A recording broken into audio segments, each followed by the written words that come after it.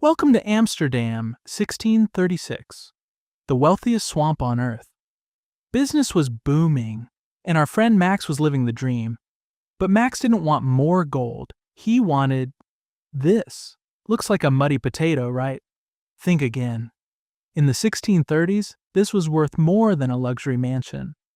Welcome to Tulip Mania, the day the world went absolutely insane. It all started with status. To be cool, you needed flowers.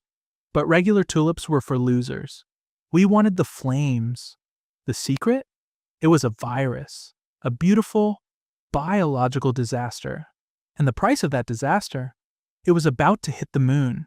Suddenly, nobody wanted to work anymore. Fishing, boring, trading, everything. One bulb became worth 12 fat sheep and 4 heavy oxen. Add 1,000 pounds of cheese and 2 tons of butter to that bill. Trading didn't happen in fields. It happened in smoky bars called collegiums. This was the wind trade, trading things you couldn't even see. We weren't selling real flowers. We were selling promises on paper. It was winter. The bulbs were frozen solid. But the paper? It was red hot. The price of one bulb could buy you a literal cargo ship. Why buy a root for a fortune? Because of the greater fool theory, I'm a fool for buying it. But I bet I can find a bigger fool tomorrow. By February 1637, the prices were so high they didn't even make sense anymore. Chimney sweep sloths and sailor sloths were selling their tools for paper. Everyone thought they were a genius. The new economy was here. But then, a whisper. Someone asked, "Is a potato really worth a palace?" February 3rd. Haarlem. A group of traders met in a tavern for a routine auction. The auctioneer offered a batch of bulbs. The price was high.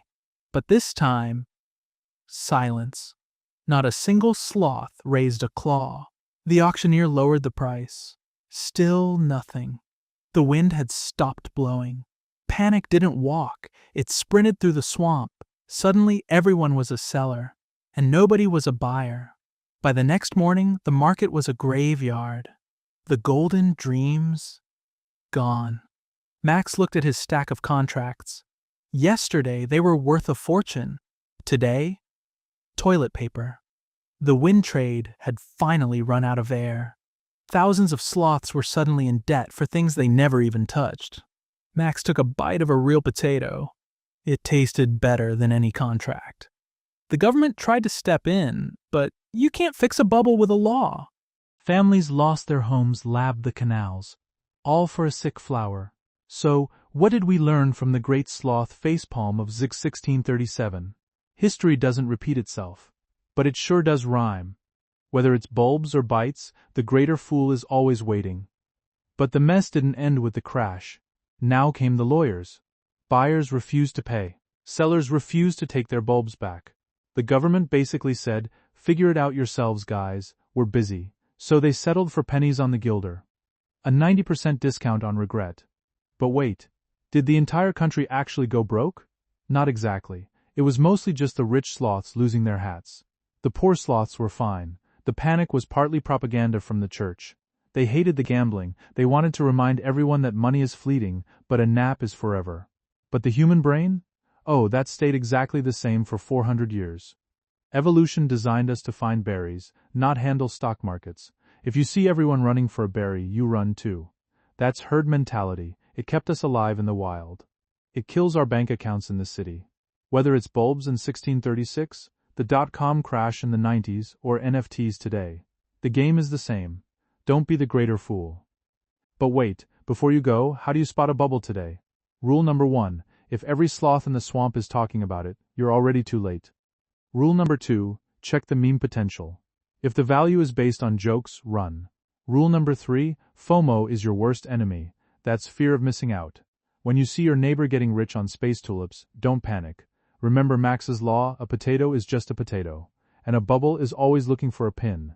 Don't let the wind trade blow you away. Stay slow, stay smart, stay like Max. Because in the end, the smartest sloth is the one who didn't lose his shirt. But where did all this gold come from? One word, the VOC. The Dutch East India Company was the first mega corporation. They owned the ocean. They brought back nutmeg, cloves, and enough silver to sink a continent. When the whole country is that rich, even the boring sloths want to gamble, and the ultimate gamble was the Semper Augustus, the king of tulips. There were only a few dozen in existence. It was the original limited edition NFT.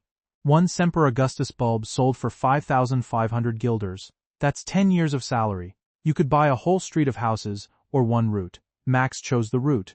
But here's the kicker. The more expensive it got, the more people wanted it. In economics, we call this a Veblen good. High price actually equals high demand. It's a status trap. And Max was caught right in the middle. When the value is based on what the next guy will pay, the music has to stop eventually. And when it stops, you better not be the one holding the tulip. So, did the tulips disappear? Nope. They just became regular flowers again. Today, the Netherlands produces billions of bulbs a year. No bubble required. The Tulip Mania name became a warning, a ghost story for investors. Every time a new technology or coin pops up, people scream, "Tulips!" Problem wasn't the flower, it was the humans. We love a good shortcut to wealth, even if that shortcut leads off a cliff. Max is going back to his hammock. It's safer there. No markets, just naps. Before you leave the swamp, check out the full script in your tab. I've laid out every historical detail and every lesson for you. Wait, there's one more thing. Why did the flames keep changing? Because the virus was unstable. A beautiful flower today could be a plain one tomorrow. Talk about a risky investment. Your Lamborghini could turn into a bicycle overnight. While the rich sloths were crying, the Dutch Golden Age actually kept going. They built canals, founded banks, and invented the modern world. The bubble was just a side quest, a very loud, very expensive side quest. Max's final tip: if you want to get rich, don't follow the herd. The herd usually runs right off the edge of the chart. Diversify your swamp. A few tulips, a few potatoes, and a lot of naps, because at the end of the day you can't eat a contract. Trust me, I tried. Hold on, we can't end yet. You need to understand the tools of the trade. The Dutch didn't just invent bubbles, they invented futures contracts. You'd agree to buy a bulb in May for a price you set in December. Pure gambling. And the best part? You didn't even need the cash up front. It was trading on margin. That's like buying a mansion with the change you found in your hammock. Why does the 100th tulip feel less special than the first one? Marginal utility. The first one is a treasure. The 1000th one is just yard waste. A bubble happens when we forget this rule and think more is always better. You thought tulips were the only Dutch invention? Think again. The Dutch East India Company needed cash for their ships. So they sold pieces of the company. This was the world's first IPO. And Max was the first shareholder. Suddenly, everyone was trading these papers in the street. It was chaos. But unlike tulips, these papers actually paid out. We call those dividends. If the ship came back with spices, you got rich. If it sank, well, this is the core of capitalism, risk versus reward. Max prefers the reward. The risk? Not so much. So next time you buy a share of something, remember the Dutch ships. But why were these broken tulips so rare? It was a genetic lottery. The virus didn't just change colors, it made the bulb weak and hard to clone. You couldn't just grow more, you had to wait and pray. This artificial scarcity is what drove the sloths to madness. If you had the only Semper Augustus in town, you were a god. The real action happened in the back rooms of taverns. They called these groups collegiums. No rules, just vibes and beer. You'd pay a wine money fee just to enter the auction. It wasn't a professional market. It was a 17th century frat party. And when people are drinking, they make interesting financial choices. February 3rd, 1637. The city of Haarlem. The music finally stopped. A seller offered a pound of Switzer's bulbs. Nobody bid. Zero. Zilch. The great silence spread from tavern to tavern like a wildfire.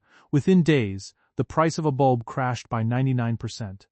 The wealth wasn't gone, because it never really existed. Now everyone had contracts they couldn't pay for. If you promised 5,000 guilders for a route, you were now legally ruined. The courts were flooded. Judges just threw their hands up. In the end, most people just settled for 3.5% of the original price. A small price for a massive lesson in sloth sense. Why did we do it? Because of social proof. If everyone else is getting rich, your brain thinks it's safe, but the crowd is usually the last to know the bridge is out.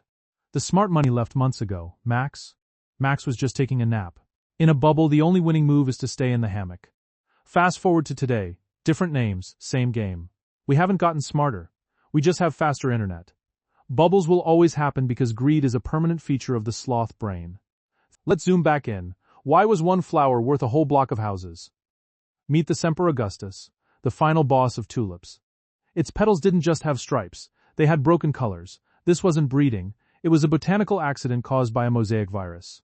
The virus made the flower beautiful, but it also made it weak. It couldn't reproduce through seeds, only through baby bulbs called offsets. If the mother bulb died, that specific beauty was gone forever. Imagine owning a unique piece of art that could literally rot. That's high-stakes gardening, Max. The fewer there were, the harder the sloths fought for them. In 17th century Amsterdam, your garden was your Instagram profile. If you had a plain yellow tulip, you were basic. But a striped one? That meant you were a player in the VOC. It was the ultimate flex to show off a flower that cost a literal fortune. Luxury isn't about utility, it's about signals. I have enough money to buy something useless, so I'm better than you. Max knows that feel. He's got the best red cap in the swamp. But signals can be faked, and bubbles are built on fakes.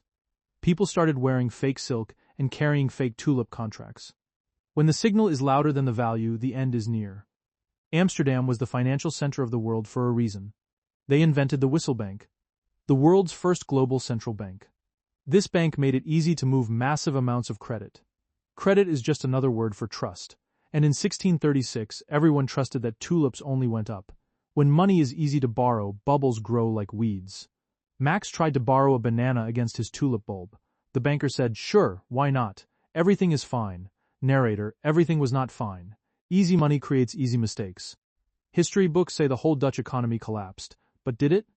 Modern historians say, not really. Most of the people trading were already ultra-wealthy. If a millionaire loses $500,000, he's still a millionaire. The panic was mostly a local drama in Haarlem and Amsterdam. The real economy, ships, spice, and wood, didn't stop. So why the big ghost story? Because the church wanted to teach a lesson about avarice or greed. They wanted people to fear the market more than the devil. A good story is often more powerful than a boring truth. So, what's the takeaway for a modern sloth? 1. Never invest money you need for actual bananas. 2. If everyone is yelling buy, you should probably look for the exit. 3. Scarcity is often an illusion. Today's rare NFT is tomorrow's digital paperweight. Value is what you get. Price is what you pay.